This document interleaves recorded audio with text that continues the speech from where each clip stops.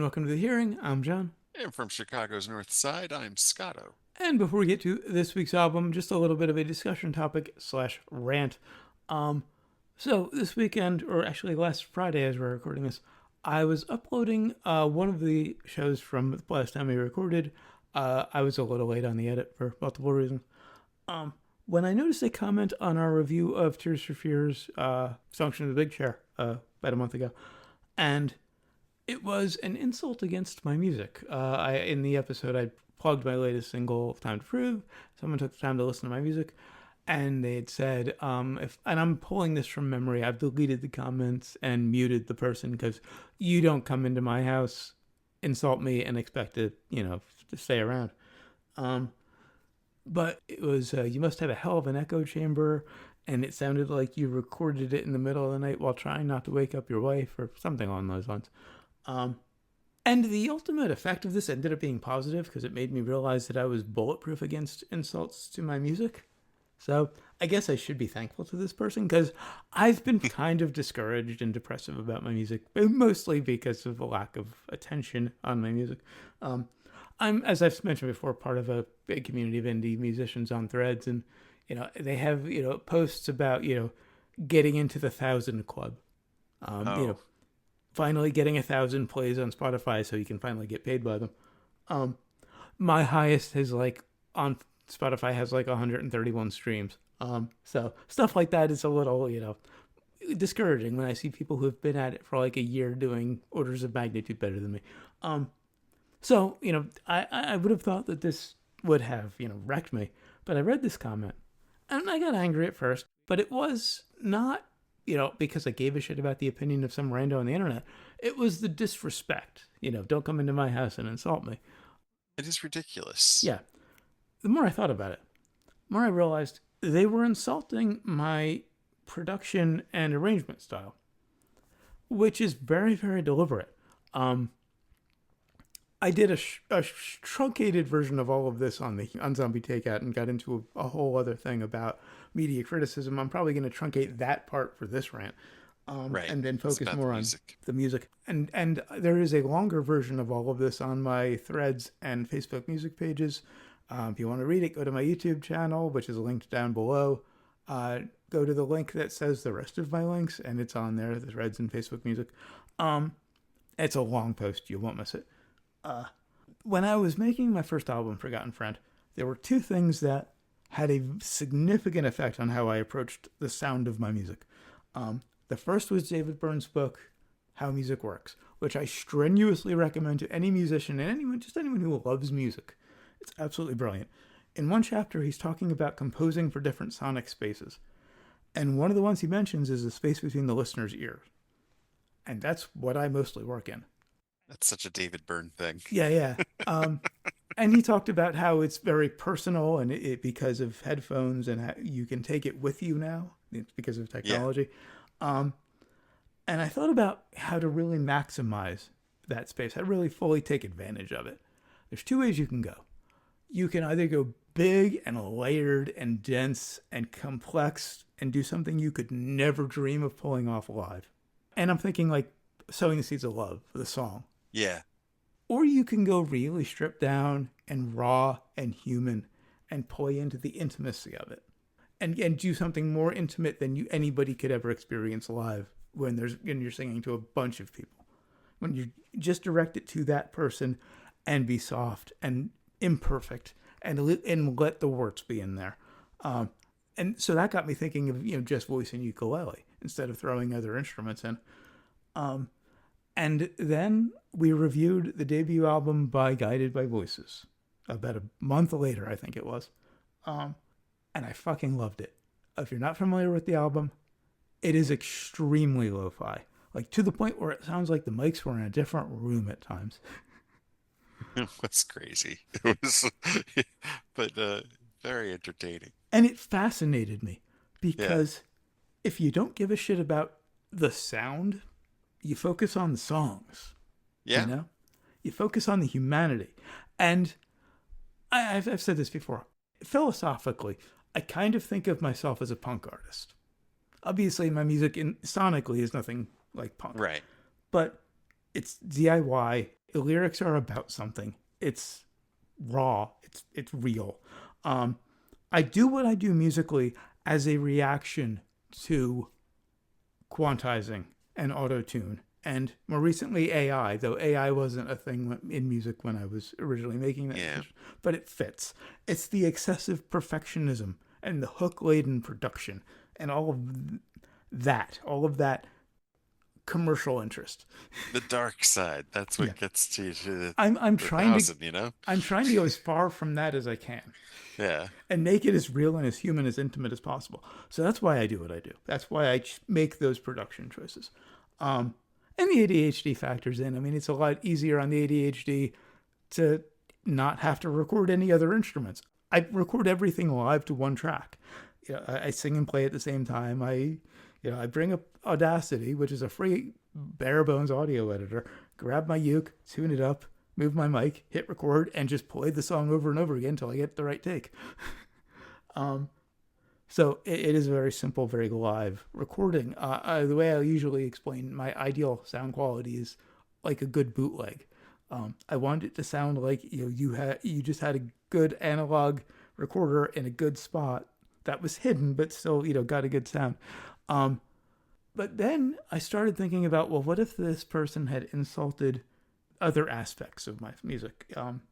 If they had insulted my songwriting or my ukulele playing, I would have laughed at them because I know I am very, very good at those things.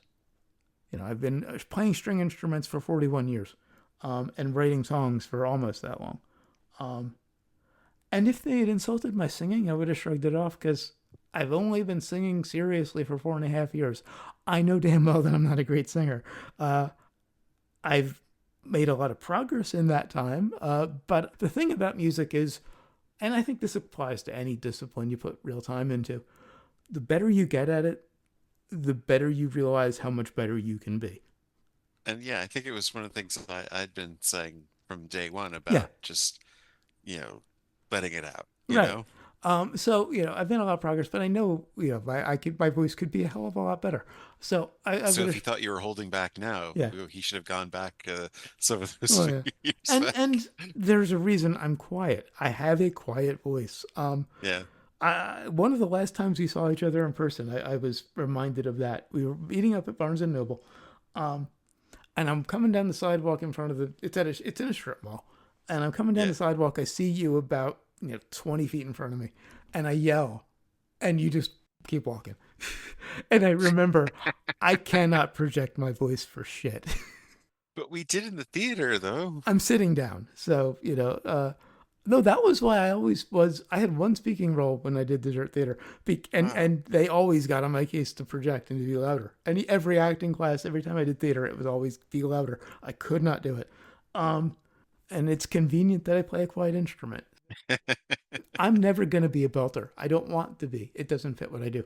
Um, but that ultimately, thinking about all that stuff, made me realize I'm kind of bulletproof to insults about my music because however you come at it, you're not. It's either a deliberate choice, something I know I'm damn good at, or something I know I'm not that good at. So you're not gonna hurt me no matter what. And, going to a creative Mhm. and putting something on them like that, Yeah, the second a creative takes that, they're no longer creative, yeah. really, are they? They're And just this gets into an the other. entertainer. Yeah, and this gets into the rant that I went into on Zombie Take It. I'll cut that real short. Um, we've all posted about things on social media, movies, TV, music, etc., that we don't like. We've all complained about that stuff. I've done it more recently than I'd like to admit. So I'm not going to shame anybody for that. But it's really not the best use of your time. It's just a better time to forget the things you don't like and talk about the things you like and celebrate them. Yeah. Instead of commiserating with people about the things you don't like, it's just a better use of your time. Second level of that, if you're going to the people who made the thing, and I mean literally the creative people who sculpted the thing, who did the work to put it together, the actors, the director, the writers. In cases of TV, I'm leaning toward TV specifically because we're both big Star Wars and Star Trek fans, and we talk about their toxic fandom a lot. Um, Yeah. but they don't care. Nobody wants unsolicited advice. Unsolicited criticism is even worse than that, even less valued than that. Unless I know someone and look up to them and respect their opinion, I don't give a fuck what they think about my music. If Colin Hay insulted my songwriting, if Pat Denizio came back from the dead and insulted my songwriting, if Ian Anderson insulted my songwriting, I would be hurt. He probably would just suggest having a flute player, I Yeah, imagine, these to are my accompany you. heroes. I would care. I mean, I'd be amazed if they actually heard me. But, you know, I don't care what some rando thinks. Especially, Yeah. I don't care what most of the people I know think. And I don't expect people to like my music. How cool would it be if like somebody famous came along and I mean they shat on our stuff, but Mm-hmm. you know, Yeah. the fact that they heard it though I and mean, knew it existed. we've had feedback on the hearing from artists we've reviewed, and it's been positive. Um, I'm a big freeze pop fan, so having Sean Drinkwater say that like not only he liked the show, but we pointed out stuff on their album Fantasizer that he didn't even think of was a huge compliment.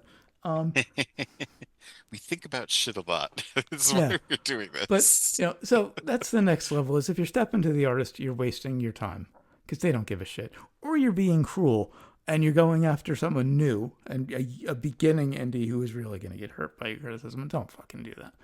Um, No, I don't understand the people who live on these boards or whatever yeah, and just like shit on it. And that's just all they do, you know? Like if you hate something, yeah. why would you go there, you know? If your life is so pathetic that you have to feel powerful by putting down someone else's creative work, get help. Yeah.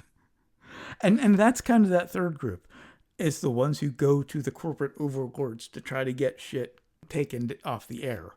And less of an issue with music because you don't hear anybody going trying to get people's contracts revoked. But Yeah. getting TV shows canceled. Is Because no one this makes money through music anymore. well true. But people trying to get TV shows taken off the air. Yeah. If you need to feel powerful by taking away things that people enjoy, you're a pathetic piece of shit and you need help. That's all I can say. Don't do that. And that was the rant. If Don't you be want to that guy. hear a more nuanced version of that second half, listen to the beginning of Zombie Takeout. Whenever it goes out, because it was a long fucking episode, I'm probably going to take a Yeah. while getting that edit done. Um, and finally, on to this week's album, which is from 1985, Fables of the Reconstruction by R.E.M. R.E.M. was an American rock band formed in Athens, Georgia in 1980 who pioneered alternative rock in the 80s and 90s and who have been cited as an influence by many, many artists who came after them, including Pixies, Nirvana, Pearl Jam, Radiohead, Pavement, and Alice in Chains. Fables of the Reconstruction, or Reconstruction of the Fables, is their third studio album. It was released on June 10th, 1985 on Iris Records, produced by Joe Boyd, and features Michael Stipe on lead vocals, Peter Buck on guitar, banjo, and harmonica, Mike Mills on bass guitar, piano, and backing vocals, and Bill Berry on drums and backing vocals, with additional musicians Camilla Brunt and Philippa Ibbotson on violin, David Newby on cello, Pete Thomas on tenor saxophone, Dave Patelli on tenor saxophone and baritone saxophone, and Jim Dvorak on trumpet.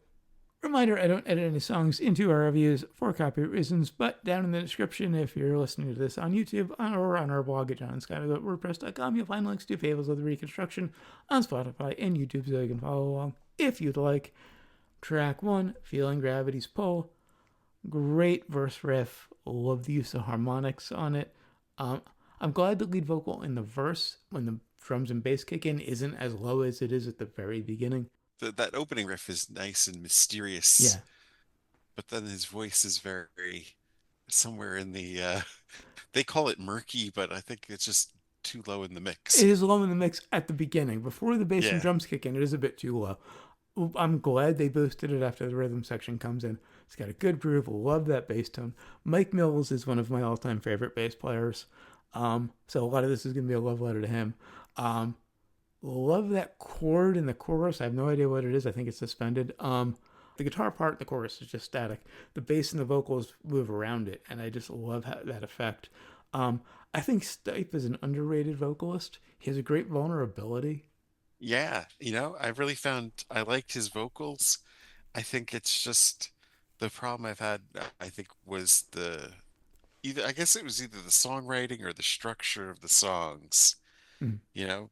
I felt like he needed to uh, come up with more of a chorus for a lot of it's the same thing I run into with a lot of these songs. Uh, Like the chorus just feels like is just a phrase mm. that he liked and just repeated a few Uh, times in the middle of the verse, and then that was it.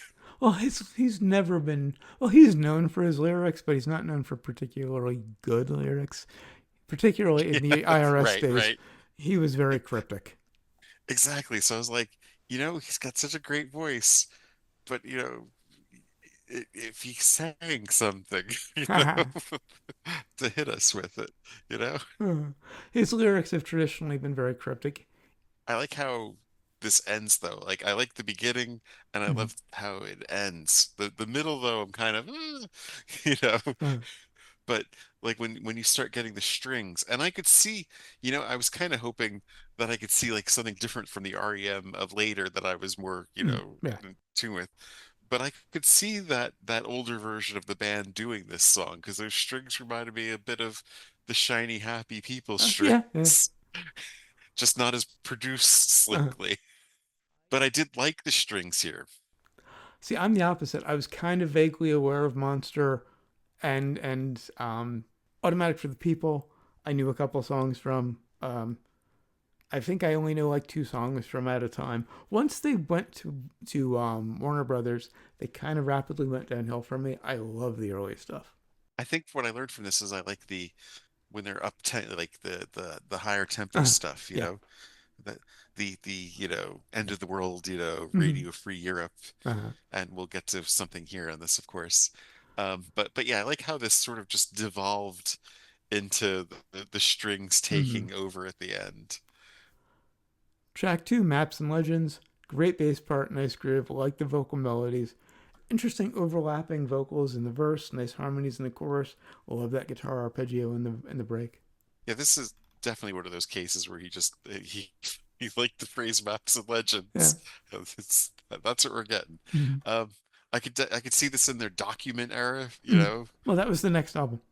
So, yeah, Yeah, a lot of people say this one is kind of transitional between the early, very kind of folky stuff and the real yeah. rock stuff. You definitely can see a transition here between those two things. Mm. And yeah, this is where it hit me like, yeah, Stipe's voice is really good. Yeah. Just wish he had something good to say. Yeah, if you really want good lyrics, R.E.M. is not your band. I mean, unless you're into abstract, because he does get pretty abstract. Yeah. Track three, Driver 8. This is my pick for favorite. This is one of my all time favorite songs and one of my all time favorite riffs. I've covered this one myself. It's a lot of fun. Oh yeah. Love the interaction of the guitar and the bass in the riff. Great groove, great vocal melody. Again, great vulnerability in the voice. Um, love the arpeggio at the end of the chorus on But It's Still a Ways Away. And the use of the harmonica and the bridge to impersonate a train whistle. Right. I did like when they were incorporating other instruments in there. Mm.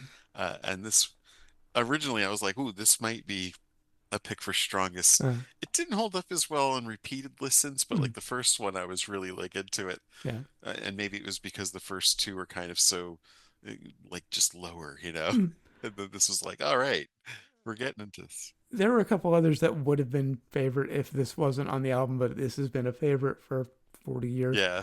Um, I think I'd heard it before, but okay, I was just I'm gonna wondering if ask. I just heard your I'm wondering if I heard your version. Maybe. Because it did get a lot of play on MTV. Yeah. Um, there were two songs on this that got a lot of play back in the day. I'm surprised you didn't hear. Um, Really, the first song I remember hearing from REM was the one I love from Document. uh, And I thought it was a joke, the mm, song. yeah. Well, I thought it was a Weird Al kind of mm, like he wrote like half a verse and then just repeated it like what 4 or 5 times. I mean, at least they threw in a guitar solo in that one. mm. That is a case like Every Breath You Take, where a lot of people misinterpret it. Oh yeah. A lot of people think it's just a straight up love song. It's This one goes out to the one I love. This one goes out to the one I left behind. Right. A simple prop to occupy my time. This one goes Yeah. out to the one I love. And that repeats. And then the last verse, it's almost a repeat, but it's now the prop has occupied my time. I don't think I ever noticed that. So it's subtle and it is very repetitive, and I can definitely see how that would put people off. But it's that subtle difference in the lyrics where it's actually very fucking dark. Um, And yeah, I got that once, yeah. I got the lyrics and stuff. But yeah, I was like, oh yeah, that's pretty funny. Just taking like just repeating it over and over to make a full song out of it. I mock Stipe's lyrics, but every once in a while there he goes hard, and he's actually really they're really good. As tired of as we got of losing my religion, and I'll Oh admit God. I don't ever want to hear that song No, again. no. But if you analyze the lyrics, they're pretty intense. Well, yeah, it was just about belief, No, like it's actually not about religion at all. That's a Southern no, expression. no. Losing my Yeah, religion is a Southern expression about means losing hope. yeah. It's about unrequited love. And if you've ever been in that Okay. position where you've fallen for somebody who doesn't feel the same way about you, it hits hard if you really look at those lyrics. But they are kind of abstract because it's Stipe and it does take a bit of effort. Um, on to track four, A Life and How to Live It. Love that opening guitar part. Love the surprise of it going kind of new wave after this kind of folky opening. Yeah, it's very English beat. Yeah, yeah. Great groove, great melodic bass. Love the chorus melody. Love his long held notes in the bridge. He doesn't do that often. He's usually very speechy, but he can properly sing. And that was very nice transition to go from that to those long Yeah. notes. It just opens up like that. It was like a chorus, finally. Track five, Old Man Kenzie. This is a very close second favorite for me. Adore that opening bass. Love the chorus tone. That jangly guitar is kind of sinister in a way. Great. Yeah, I love the intro on Yeah, this. great opening riff, great groove. The vocal is just haunting. Love those big tom hits in the verse and that deeper snare in the chorus. Bill Berry doesn't get any love because he's a very simple player. He never showed off, Yeah. but he is incredibly tasteful. He just plays I think perfectly for the song. I think that's kind of my problem. They need to, I mean, it was nice that he had some love here in the intro and he got to play a bit, but I think they needed more moments like this. Mm-hmm. It doesn't all have to be Michael Stipe. I think that's the thing. I mean, yes, we get it, you're very serious about your vocals and your lyrics, but it needs room to breathe and it needs room to play out. Because after this intro, the rest of the song is really hard to get through. It just kind of rambles all the way to the end. See, when I listen to R.E.M., I'm not listening to Stipe. I mean, I'm listening to him Yeah. I'm listening to his voice as an instrument. I'm certainly not listening for lyrics most of the time. Um, It's kind of tough to get the lyrics, yeah. actually, and at least the versions Mm, I was listening to. Like his voice in the mix is mm. like it's really hard to get lyrics out of it. So you would just hear about like, you know, this man needs to be a clown or whatever. But I'm really spending more time on the guitar and the bass, on the instrumentation and how things, on the composition of it all. And I think this is a case for being a musician. I'm looking at it very differently than a non-musician. You know, non-musicians tend to focus on the singer and the words. Yeah. I'm looking at it very compositionally. So maybe that's why I appreciate it more. Um, I mean, he's trying to tell a story here, mhm, and it is kind of a slice of life thing. yeah. And I think if you give some room to breathe, we could take that story in, Mm, like give your musicians their time. Like I know he had a nice intro here, but you give him some moments in the mm, middle too to make that intro even make sense too with the rest of the song, mm. rather than having it like the two are almost not really together, Well, you know? I always kind of thought it was more of for that shock of that second section. You know, Yeah. for that left turn. To not bringing that riff back is an interesting choice to just have it as the intro. Yeah, Track 6, Can't Get There From Here. Have you heard this one before? I think so. Because this And was the other single other than Driver 8. yeah, it's obviously a single. I'm picking it for Uh strongest. huh. I mean, is it really just, them ripping off Talking Heads, Cross-Eyed and Painless? Sure it is.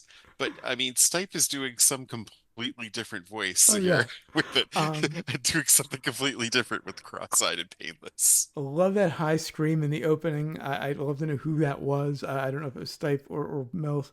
Um, love the groove. They almost go funk. Yeah.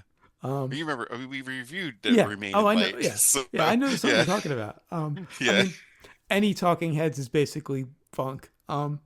right. Love the low vocal. It kind of reminds me of Boris Karloff. Yeah, whenever I was like, why doesn't he sing with that low register a bit more? When the world is a monster. He almost is doing a Boris Karloff there. Is that, oh, well, I thought he was using some of his southern accent in Oh, there might have. too. I've always thought of it as like a Boris Karloff thing. I don't know what he's actually intend. I don't know what his actual intention was. Um, Because I was thinking one of my favorite vocals of his is Man on the Moon, uh, where he starts doing the Andy Goofin on Elvis, and right. he Oh yeah, does the like an Elvis Elvis impression. Right. impression. Oh, he does say thank you very much at the end, in like an Elvis voice. Yes. Huh. I never thought about that. Interesting. But I'm not sure who exactly he's going for, but whatever it is, it's interesting. Yeah. It's Um, definitely the most interesting on the album. So yeah, it's yeah. it's easily my pick for strongness, even though it's so glossy with the Mhm, horns yeah. and everything. Oh, I would have never expected horns in an R.E.M. song, but they work perfectly. Right. Love that little bass lick in the middle of verse one. The gang vocals in the chorus are great. Yeah. Adore the spoken bridge. Kalichi bound, landlocked, kiss the ground. Going ahead, Mister Citywide, suit and tie. Love all of that. And the high singing along with it. Yeah, it's one of the Yeah. songs of theirs I listen to almost weekly. Uh, Like they went all out for the single, and sometimes people get shit for that. mhm. But it's a lot of fun, Yeah, yeah. which is something you're not expecting on And this. not what you would have expected at all from REM. Right, exactly. Track 7, Green Go the Rushes. Nice chorus, guitar tone, nice groove. This one has a very Birds sound. Yeah, this it's like Crosby, Stills and Nash without the harmonies. Do like the guitar riff in the chorus, some nice harmonies in the bridge. Don't really have much else to say about it. Really had a tough time getting through it. Uh-huh. It's and then to find out that, it's about Native American genocide, I was kind of like, wait, what? This? Because he makes it sound so mellow, almost idyllic, Uh-huh. the la la la's just should not be a thing that go with that subject matter. It made me think of Dennis Leary, where I was kind of thinking like, back in the day, like we're like, well, he's kind of being a dick about it. But I was like, yeah, this is kind of like what he was doing, Yeah. where they sing like the R.E.M. over and over again. I'm like, this might have even been the song he was lampooning, actually, because I really thought about it when Uh-huh. it came to it. Track 8, Cahotek. This one was named after a comet. Great opening riff. Great mix of electric guitars and acoustic guitars in there. Love the change of direction in the verse. Love the high start to the verse. Uh, Although it is a case where I'm not sure where the verse ends and the chorus starts, they kind of run together. Yeah. I call it the Stipe school of lyrics. It's just, I mean, all thrown together. um, Probably Stipe's best vocals mm, on the album. I mean, he really has range here all over the place. Can't make out the lyrics really, yeah. which might be for the best. A rare guitar solo, which is always I know. nice. Like, we got a solo. Holy shit. Yeah, I wish they'd done. I mean, I'm not looking for cock rock, but dude, throw us a little here and there, just a little. I've always wanted to check out the album they did with Warren Zevon as Chekhov's Gods, They because he did an album with probably should. Zevon? Yeah, we should review that at some point. He probably showed off a bit more on that. Huh. Musically, it's a upbeat old man Kenzie. The two are Yeah, very kind of. similar. Um, Yeah. Track 9, Auctioneer, Another Engine. This is another favorite from me. Not my favorite, but another one on that list. Probably right up there with the other two. Uh, love the opening drum part. Great guitar riff. Yeah, same here. Love that insistent punkish kind of groove. Adore the dissonant vocal harmonies in the chorus. It reminds me of another band that we reviewed, Gang of Four. Exactly what I was thinking. And that lead guitar riff in the bridge is great too. Track 10, Good Advices. Nice mellow groove, great melodic bass. I like the very kind of stretched out legato vocal melody. Like how the guitars build in intensity, but it is another one where I can't tell a verse from chorus. Yeah, it's definitely a case of the Stipe school of songwriting where I mean, he just takes phrases. Mm. Like, what is he doing here? And finally, track 11, Wendell G. Nice soft ending for the album. Good groove, great guitar sound. I like the piano, some great harmonies in the chorus, nice banjo. Always love to hear banjo. I didn't pick out the banjo. I thought, did he make the banjo sound like the No, it's same it's guitar from? it's a banjo. It's very clearly a Okay, banjo. Because I was waiting for the okay, banjo. He's credited. I didn't hear it anywhere else. right. I was waiting for it too. But yeah, this made sense as a closer. Yeah. You know, Mm. the musically it's great. Just feels like he's repeating a phrase he Oh, likes yeah. again. So, do you recommend it? There's a few good songs on it, but overall, I would have to pass. I absolutely recommend it. I love IRS era REM. And I will admit, Stipe's. If you're looking for lyrics, Stipe is not your guy most of the time. And yeah, there are a couple of songs that where the verse and chorus run together. They get a little monotonous, but overall, I just love the band.